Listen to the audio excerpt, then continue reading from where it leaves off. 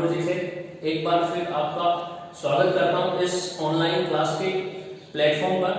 आज हम किरण प्रकाशिकी के प्रावर्तन की घटना के आगे के टॉपिक को डिस्कस करते हुए हम पढ़ेंगे दर्पण के बारे में। तो दर्पण है वो इंग्लिश वर्ड है इसका मिरर। दर्पण होता है वो प्रावर्तन के सिद्धांत पर कार्य करता है, अर्थात हम कह सकते हैं कि प्रावर्तन की घटना पर आधारित होता है। दर्पण होते हैं वो दो प्रकार के होते हैं, एक होता है समतल दर्पण प्लेन मिरर और दूसरा होता है गोलीय दर्पण स्फेरिकल मिरर। सबसे पहले हम डिस्कस करेंगे समतल दर्पण प्लेन मिरर क्या होता है।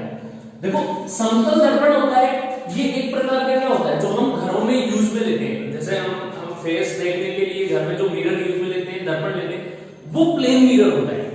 उस प्लेन मिरर को अगर हम यहाँ पे बनाएं तो ये इस तरह से एक प्लेन मिरर है, समतल दर्पण है, इस तरह से ये रखा हुआ है इस समतल सतह पर समतल दर्पण। समतल दर्पण में प्रावर्तन की घटना एक निश्चित दिशा में होती है, अर्थात हम कह सकते हैं कि समतल दर्पण में कौन सा प्रावर्तन होता है, नियमित प्रावर्तन। लास्ट वीडियो में हमने पढ़ा था इसका कि नियमित प्रावर्तन और मिश्रित प्रावर्तन क्या होता है। वो वीडियो आप यहाँ पे आई बटन आपको दिख रहा होगा, आई बटन में जाके आप देख सकते हैं जो लास्ट लेक्चर हुआ था उसमें। तो इसमें नियमित प्रावर्तन की घटना होती है समतल दर्पण में। समतल दर्पण एक तल में स्थित होता है, समतल दर्पण एक तल में स्थित होता है, अर्थात हम कह सकते हैं कि समतल दर्पण की जो फोकस दूरी होती है, फोकस दूरी को भी हम आगे डिस्कस करेंगे, मैं बताऊंगा आपको फोकस दूरी कैसे डिफाइन होती है। जब गोलीय दर्पण पढ़ेंगे तो उसमें फोकस दूरी बहुत सारी टर्म्स आएंगी, दर्पण से रिलेटेड बहुत सारी परिभाषाएं होंगी, उनको एक एक करके हम डिस्कस करेंगे। तो यहाँ पर बात करते हैं फोकस दूरी। फोकस दूरी को स्मॉल एफ से दर्शाते हैं, वो स्मॉल एफ समतल दर्पण के लिए कितनी होती है, इनफाइनाइट, अनंत होती है। अनंत फोकस दूरी समतल दर्पण की होती है। अब बात करते हैं कि समतल दर्पण में प्रतिबिंब निर्माण कैसे होता है। तो देखो सपोज करो ये बोर्ड है, ये बोर्ड एक दर्पण है, कौन सा दर्पण, समतल दर्पण। मैं यहां पर इसके सामने खड़ा हूं, इस दर्पण के सामने, दर्पण के सामने खड़ा हूं तो मैं इससे चिपक कर खड़ा हूंगा तो मेरा प्रतिबिंब भी इस दर्पण में चिपका हुआ बनेगा। अगर मैं थोड़ा सा इस दर्पण से इस साइड मान लो 1 मीटर की दूरी पर खड़ा हूं तो मेरा जो प्रतिबिंब होगा वो इस दर्पण में, दर्पण के अंदर की तरफ, दर्पण के अंदर की तरफ जितनी दूरी पर मैं खड़ा हूं उतनी ही दूरी पर अंदर की ओर प्रतिबिंब का निर्माण होगा। अर्थात आप ये कह सकते हैं कि बिंब की दूरी, दर्पण से बिंब की दूरी जितनी होगी उतनी ही दूरी पर अंदर की ओर क्या बनेगा, इसमें प्रतिबिंब का आभास होगा। 1 मीटर की दूरी पर मैं खड़ा हूं तो दर्पण से अंदर की तरफ 1 मीटर की दूरी पर ही प्रतिबिंब बनता हुआ प्रतीत होता है। अब यहां पे मैं बोल रहा हूं कि प्रतिबिंब होगा वो प्रतीत होता है, इसका मतलब क्या हुआ कि समतल दर्पण में जो बनने वाला प्रतिबिंब होगा वो प्रतिबिंब कैसा बनेगा, आभासी बनेगा, अर्थात वास्तविक प्रतिबिंब नहीं बनता है। आभासी मतलब केवल हमें उसका आभास होगा। वहां पर प्रत्येक प्रकार के दर्पण में, प्रत्येक प्रकार के प्रावर्तन की घटना यहाँ दर्पण में होगी तो वहां पर आभासी प्रतिबिंब तक प्रकाश किरणें वास्तव में नहीं पहुंच पाती है, ये केवल मिलती हुई प्रतीत होती है। इसलिए समतल दर्पण से बनने वाले प्रतिबिंब कैसे बनेंगे, आभासी प्रतिबिंब बनेंगे। नेक्स्ट पॉइंट की बात करें इसमें समतल दर्पण में, तो मान लो मैं यहाँ पे खड़ा हूं, देखो इस दर्पण के सामने खड़ा हूं, ये मेरा दायां हाथ है, ये चौक मैंने पकड़ रखी है वो मेरा राइट हैंड है, ये मेरा लेफ्ट हैंड है।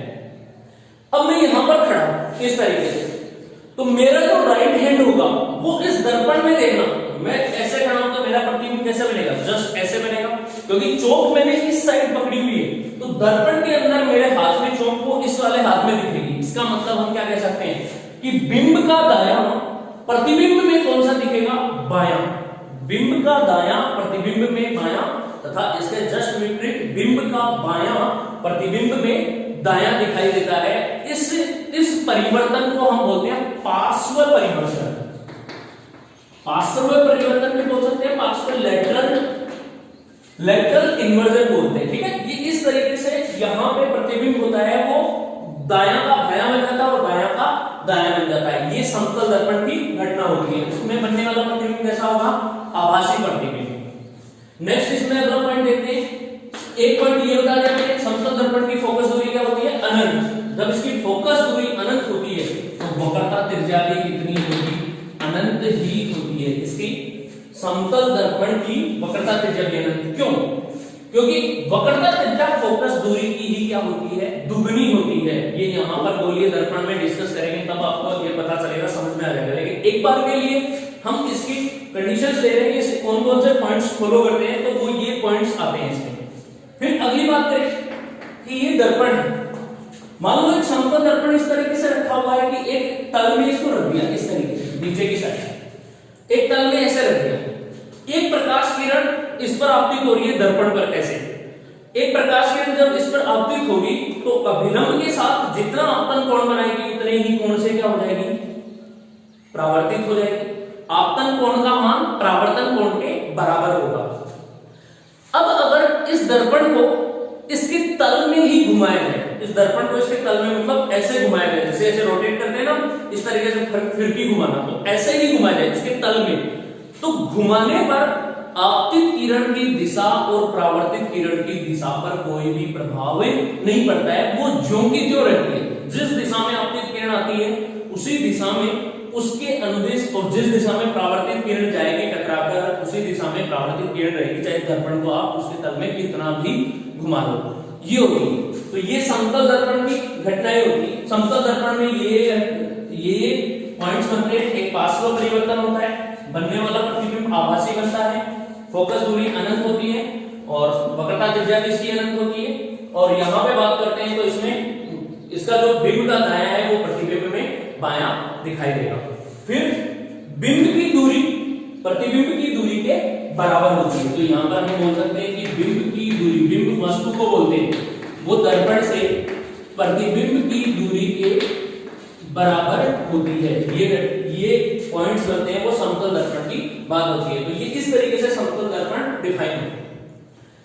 अब यहाँ पर समतल दर्पण में दो दर्पणों का कॉम्बिनेशन कर दें कि एक दर्पण तो है, एक दर्पण से हमने परावर्तन समझ लिया, अगर दूसरा दर्पण को इसको कंबाइन कर दे, दो दर्पणों को किसी कोण पर जोड़ दें, अब वो कोण कोई भी हो सकता है, तो दो दर्पणों को किसी कोण पर जोड़ने पर उनसे बनने वाले प्रतिबिंबों की संख्या किस प्रकार से निकाली जाएगी, ये एडिशनल पॉइंट है। यहाँ पे बहुत अच्छा कंपटीशन लेवल के लिए क्वेश्चन बनता है। तो देखो यहाँ पर बात करते हैं, मान लो एक दर्पण ये है और इस समतल दर्पण के साथ में एक दर्पण एक और ये ऐड कर दिया गया है। इन दोनों दर्पण के मध्य, इनके जो दोनों तल हैं इनके मध्य मान लो कितने डिग्री का कोण आ रहा है, थीटा कोण आ रहा है।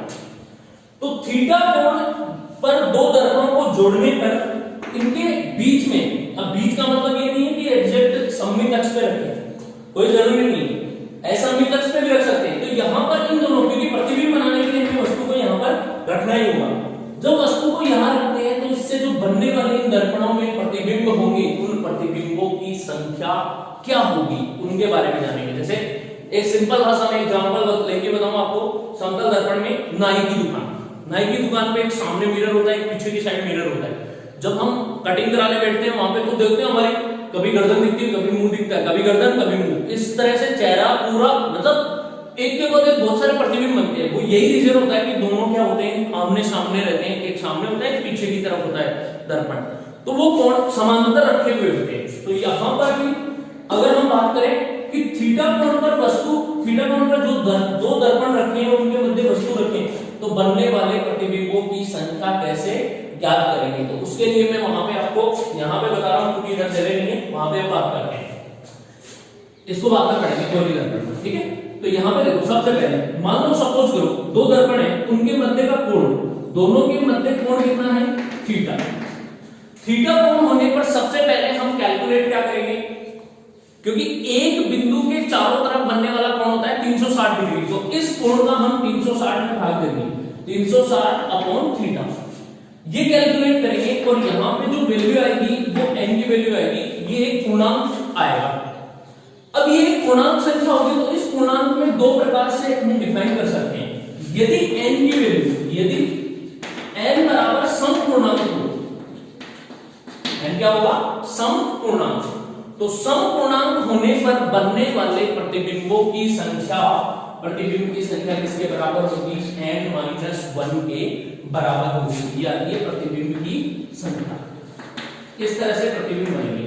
कब, जब 360 अपॉन थीटा की वैल्यू n आए और वो समपूर्णांक हो, तो इस स्थिति में प्रतिबिंबों की संख्या कितनी बनेगी?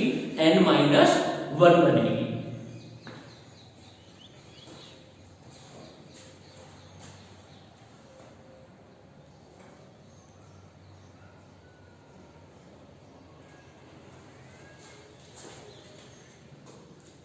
और यदि इसके जस्ट विपरीत करते हैं, इसके जस्ट विपरीत दूसरी कंडीशन लेके देखते हैं, तो दूसरी कंडीशन क्या होगी? यदि n की वैल्यू विषम पूर्णांक आ रही है, विषम संख्या आ रही है, तो विषम पूर्णांक आने पर प्रतिबिंबों की संख्या ज्ञात करने के लिए हमारे पास दो कंडीशन है।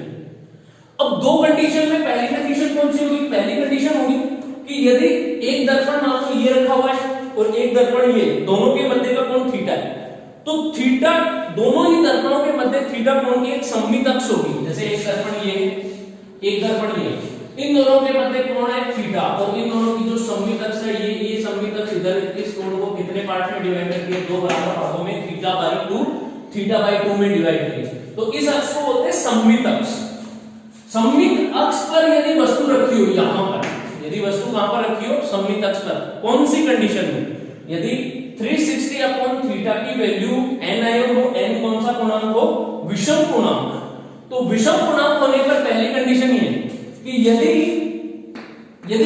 वस्तु इनके सममित अक्ष पर रखी हो, वस्तु कहां पर रखी हो? सममित अक्ष पर, तो प्रतिबिंबों की संख्या n-1 के इक्वल होती है, n-1 के बराबर होगी। कब? सममित अक्ष में। सेकंड कंडीशन लेते हैं, यदि विषम सममित अक्ष पर, विषम सममित अक्ष, इसका मतलब क्या होगा? विषम सममित अक्ष मतलब कोई जरूरी नहीं है कि बीच में हो। जैसे ये दो दर्पण है थीटा कोण पर, तो यहाँ पे एक अक्ष के लिए ये कोण अल्फा बन रहा है और ये कोण बीटा बन रहा है, मतलब दो कोण अलग अलग बन रहे हैं। कोई भी इनकी या थीटा1 मान लो, थीटा1 वैल्यू और इसकी थीटा2 वैल्यू दोनों बराबर नहीं है, इसको बोलते हैं विषम सममित अक्ष। तो उस स्थिति में विषम पूर्णांक, n की वैल्यू विषम पूर्णांक आने पर प्रतिबिंबों की संख्या n के बराबर होगी। तो n के बराबर प्रतिबिंब ज्ञात कर सकते हैं इस तरीके से।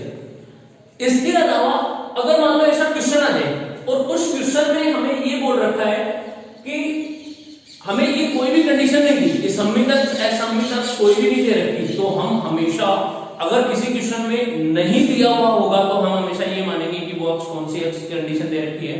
सममित अक्ष की कंडीशन दे रखी है। तो इस प्रकार से हम समतल दर्पण को डिफाइन कर सकते हैं और समतल दर्पण के बारे में ये पॉइंट जान सकते हैं। ठीक, यहाँ पे ये समतल दर्पण कंप्लीट होता है। अब नेक्स्ट हम पढ़ेंगे गोलीय दर्पण, स्फेरिकल मिरर। तो इसके बारे में जानेंगे, इसके डेफिनेशंस के हम उनके बारे में पढ़ेंगे। तो स्टार्ट करते हैं गोलीय दर्पण। है हमारा गोलीय दर्पण, स्फेरिकल मिरर। गोलीय दर्पण क्या होता है इसके बारे में जानते हैं।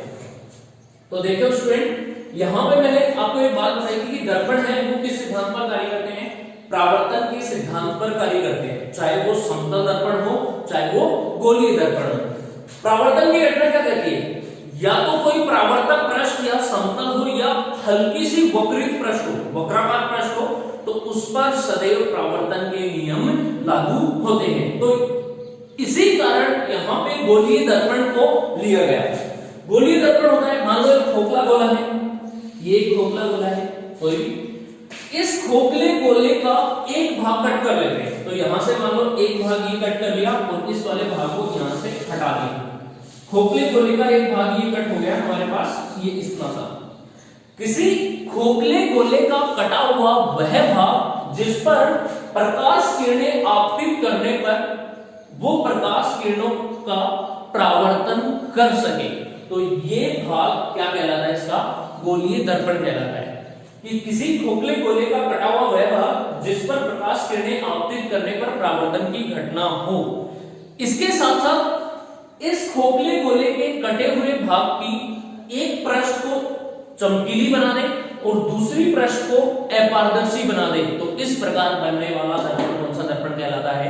गोलीय दर्पण कहलाता है। अब एक पृष्ठ चमकीली और दूसरी पृष्ठ अपारदर्शी कैसे बनाएंगे? जैसे ये एक खोखले गोले का कटा हुआ भाग है, इस भाग को अगर मैं लूं, ये यहां से मैंने मिला दिया ये लाइन को, इसको हटाएं तो ये भाग ऐसे बनेगा, ये इस तरीके से दो जगह दे दी मैंने, यहां पर ये दो भाग बन गए।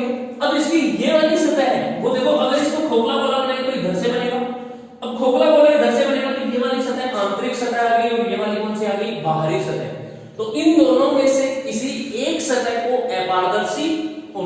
आंतरिक सतह को चमकीली बना दे, तो इस प्रकार का दर्पण कौन सा दर्पण कहलाता है? गोलीय दर्पण कहलाता है। गोलीय दर्पण होते हैं वो दो प्रकार के होते हैं, एक होता है अवतल दर्पण, जिसको इंग्लिश में बोलते हैं कॉन्केव मिरर, और दूसरा होता है उत्तल दर्पण, जिसे बोलते हैं कॉन्वेक्स मिरर। ये दो प्रकार के गोलीय दर्पण होते हैं। अब ये दर्पण बनते कैसे हैं उसकी बात करें तो यहां पर मैंने आपको बताया कि एक सतह चमकीली और दूसरी सतह अपारदर्शी, तो उसी के आधार पर ये दर्पण बनते हैं। यदि किसी गोलीय दर्पण की बाहरी सतह को अपारदर्शी और आंतरिक सतह को चमकीली, ये वाली सतह कैसी होगी?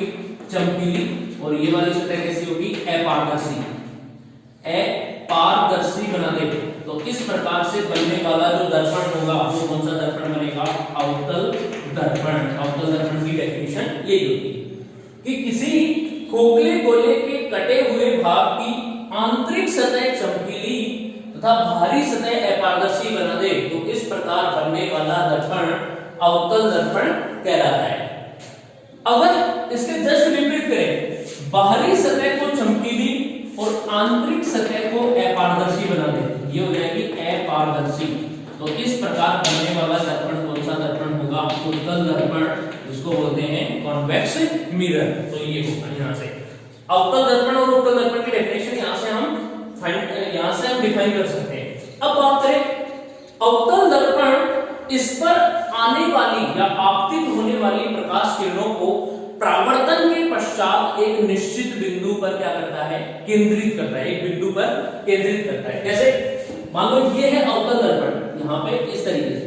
अब इस अवतल दर्पण पर प्रकाश किरणें आएंगी तो वो इस साइड से तो आ नहीं सकती, क्यों? क्योंकि ये वाले तो है पारदर्शी, इधर से तो कोई प्रतिबिंब का निर्माण नहीं होगा।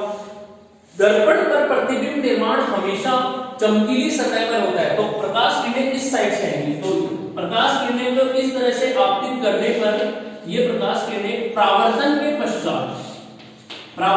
पश्चात इस तरह से गुजरेंगी, एक बिंदु से होती हुई, तो एक बिंदु पर क्या होंगी? केंद्रित होंगी। तो अवतल दर्पण इस पर आपतित प्रकाश किरणों को परावर्तन के पश्चात एक बिंदु पर केंद्रित करता है, अतः इसे अभिकेंद्रीय दर्पण भी कहते हैं। अभिकेंद्रीय मतलब एक बिंदु पर केंद्रित करने वाला।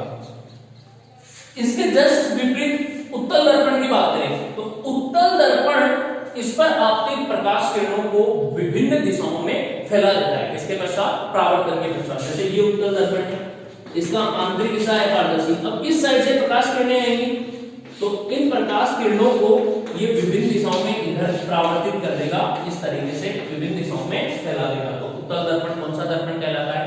अपसारित दर्पण भी कहते हैं। तो ये अवतल दर्पण और उत्तल दर्पण की डेफिनेशन होती है यहाँ पे। नेक्स्ट आगे चलते हैं फ्रेंड्स, यहाँ से बात करते हैं अवतल दर्पण पर। तो अवतल दर्पण प्रकाश किरणों को परावर्तन के पश्चात एक बिंदु पर केंद्रित करता है, कैसे करता है उसके बारे में यहां से जानेंगे। तो सबसे पहले एक अवतल दर्पण बनाते हैं।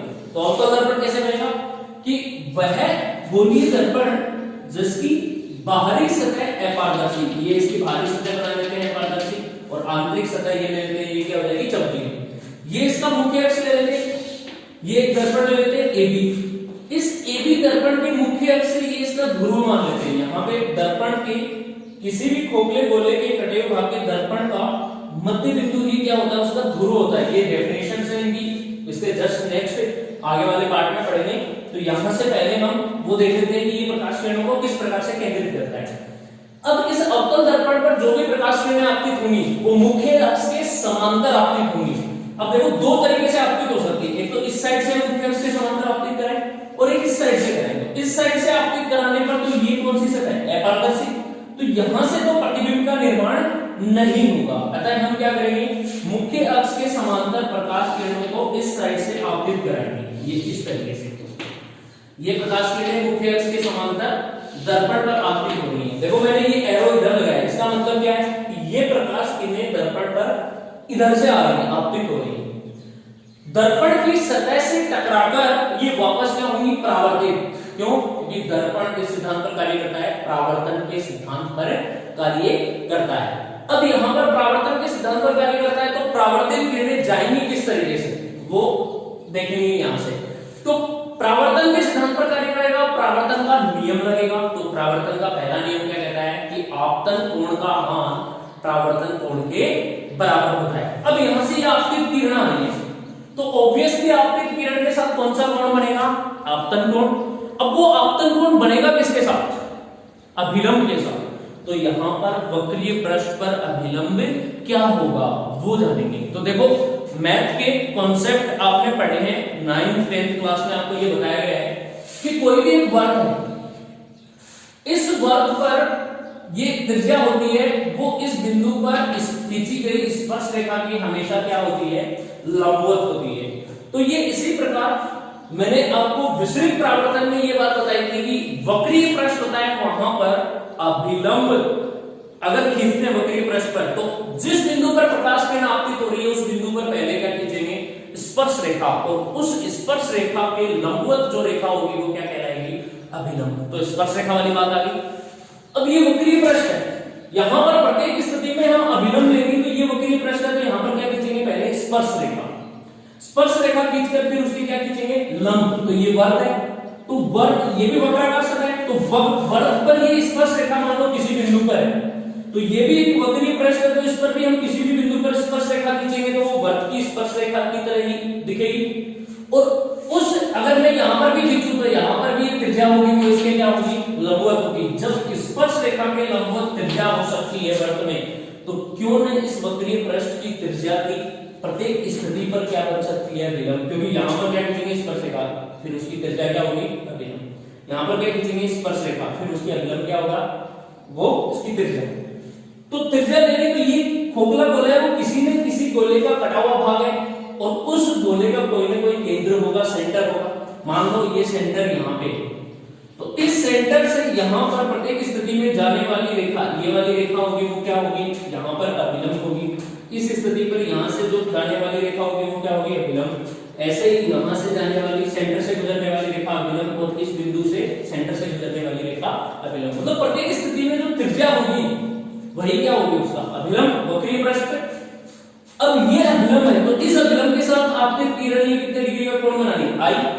हमेशा ध्यान में रखना कि परावर्तन की घटना होती है, तो अभिलंब के एक साइड अगर आपतन कोण बन रहा है आपतित किरण से, तो परावर्तन कोण उस साइड नहीं बनेगा, उसके जस्ट दूसरी साइड बनेगा अभिलंब की। तो ऐसे ही इसमें अभिलंब के ऊपर की साइड आपतन कोण है, तो जितना आपतन कोण होगा उतना ही नीचे की साइड क्या बनेगा, परावर्तन कोण, ये परावर्तित किरण जाएगी। इसी प्रकार इससे ये परावर्तित किरण जाएगी। इसी प्रकार देखो इसके नीचे आपतित किरण किधर है, नीचे, तो परावर्तित किरण ऊपर से जाएगी, और इसमें भी आपतित किरण नीचे है, तो परावर्तित किरण ऊपर से जाएगी। तो देखो जब अवतल दर्पण पर मुख्य अक्ष के समांतर प्रकाश किरणें आपतित होंगी, तो वो सतह से टकराकर परावर्तन के पश्चात एक बिंदु पर क्या होती है, केंद्रित होती है, अर्थात एक बिंदु पर उनको फोकसित करती है। तो इसे हम क्या बोलते हैं कि अवतल दर्पण या कॉन्केव मिरर प्रकाश किरणों को कन्वर्जेंट करता है, कन्वर्जेंट मिरर भी कहलाता है, कन्वर्ज करता है, ठीक है, कन्वर्जेंट मिरर भी बोलते हैं इसको। ये तो हो गया अवतल दर्पण प्रकाश किरणों को केंद्रित करता है। अगला बढ़ते हैं उत्तल दर्पण प्रकाश किरणों को कैसे फैलाएगा। तो उत्तल दर्पण पर प्रकाश किरणें, उत्तल दर्पण बनाते हैं, तो उत्तल दर्पण इधर बनाते हैं, इस साइड लेते हैं, इसकी आंतरिक सतह अपारदर्शी और बाहरी सतह क्या करते हैं, चमकीली। ये इसका मुख्य अक्ष ले लेते हैं, मुख्य अक्ष ये दर्पण बना लेते हैं AB। मुख्य अक्ष के समांतर प्रकाश किरणें आपतित कराते हैं, यहां से ये मुख्य अक्ष के समांतर प्रकाश किरणें आपतित हो रही हैं। अब देखो यहां पर भी प्रत्येक स्थिति पर अभिलंब होगा। अब कई बार क्या होता है, कंफ्यूजन ये होती है स्टूडेंट्स कि यहां पर मैंने अभिलंब खींचा तो वो तो केंद्र से जाने वाली रेखा बना दी है। अब कई बार सोचने वाले क्या सोचते हैं कि ये वाला वक्रीय पृष्ठ है, अब रेखा इधर से जा रही है क्योंकि प्रकाश किरणें इधर आपतित हो रही है, तो इधर ही हमने अभिलंब खींचा। अब कई लोग क्या सोचते हैं, जब प्रकाश किरणें इधर से आपतित हो रही है तो अभिलंब को इधर ही खींचने की ट्राई करते हैं, लेकिन ऐसा कभी भी नहीं होगा। ये तो जो वर्त वाला कॉन्सेप्ट है उसी के बेसिस पे चलेगा। इस दर्पण का केंद्र भी इधर था और इस दर्पण का केंद्र भी उधर ही है, उस साइड है, लेकिन एक फर्क है क्योंकि इसके अंदर जो अपारदर्शी हिस्सा था वो इस साइड था और केंद्र की तरफ क्या था, चमकीला, लेकिन यहाँ पर जस्ट उल्टा है। तो इस स्थिति में अब यहाँ पर ही आई तो यहाँ पे परावर्तन की, इस बिंदु पर परावर्तन की घटना करेंगे। तो परावर्तन की घटना के लिए पहले यहाँ पे क्या खींचेंगे, स्पर्श रेखा, और उस स्पर्श रेखा से लंबवत क्या होगी, उसकी त्रिज्या। तो इस गोलीय पृष्ठ की त्रिज्या, इसका केंद्र भी किधर होगा, इस साइड होगा। देखो इसको अगर पूरा खोखला वाला है तो इस साइड जाएगा, त्रिज्या भी इधर होगी, इस साइड केंद्र होगा, मान लो केंद्र ही है। तो इस केंद्र से जाने वाला इसकी त्रिज्या खींचेंगे तो इस बिंदु पर इसका अभिलंब क्या होगा, ये, इस बिंदु पर अभिलंब क्या होगा, ये, इस बिंदु पर ये, और इस बिंदु पर ये अभिलंब हो गए। क्लियर है यहाँ पे? अब देखो आपतित किरण और अभिलंब के मध्य बना कोण आपतन कोण, आपतन कोण नीचे बन रहा है तो परावर्तन कोण कहां पर होगा, ऑब्वियसली बात है ऊपर की साइड, क्योंकि अभिलंब के दूसरी साइड। तो जितने कोण से बनाया है तो परावर्तित किरण किधर से जाएगी, इस साइड से। यहां से बात करें तो परावर्तित किरण किधर जाएगी, ये आपतन कोण है तो परावर्तित किरण इस साइड जाएगी। यहां से बात करें, ये देखो ऊपर की साइड बन रहा है तो परावर्तित किरण नीचे आएगी, और यहाँ पे परावर्तित किरण ये आएगी। तो अवतल दर्पण तो परावर्तन के पश्चात प्रकाश किरणों को एक बिंदु पर क्या करता है, केंद्रित, जबकि उत्तल दर्पण मुख्य अक्ष के समांतर आपतित किरणों को परावर्तन के पश्चात क्या करता है, विभिन्न दिशाओं में फैला देता है, इस तरीके से। अब यहाँ पर प्रतिबिंब निर्माण नहीं होगा।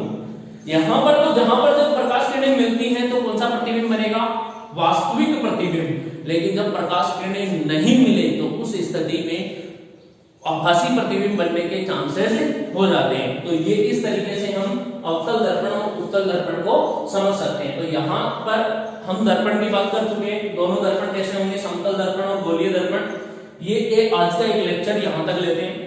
इसके जस्ट नेक्स्ट आगे का टॉपिक है वो नेक्स्ट लेक्चर में स्टार्ट करेंगे। तब तक आप हमसे जुड़े रहिए, हमारे YouTube चैनल को देखते रहिए। ऐसे ही हम इस स्थिति में यहाँ पर जैसे सभी लॉकडाउन की स्थिति में सभी शिक्षण संस्थाएं बंद हैं, स्टूडेंट्स घर पे ही पढ़ाई कर रहे हैं, तो हम भी आपके लिए एक ऑनलाइन प्लेटफॉर्म उपलब्ध करा रहे हैं। आप जितना नॉलेज हमसे ले सकते हैं आप लें। और खास करके मैं उन स्टूडेंट से बात कर रहा हूँ जो स्कूल के स्टूडेंट्स हैं। वो स्टूडेंट्स अपनी किसी भी क्वेरी के लिए या कोई भी उनको जानकारी लेनी है तो वो स्कूल में संपर्क करें, स्कूल से बात कर सकते हैं। उनको कोई भी मैटर चाहिए, टॉपिक से रिलेटेड, चैप्टर से रिलेटेड, और कोई भी डाउट काउंटर की क्लासें लगती हैं, आप स्कूल में कांटेक्ट करके वहां से आप पूछ सकते हैं। टाइमिंग क्या रहेगा। Thank you, have a nice day.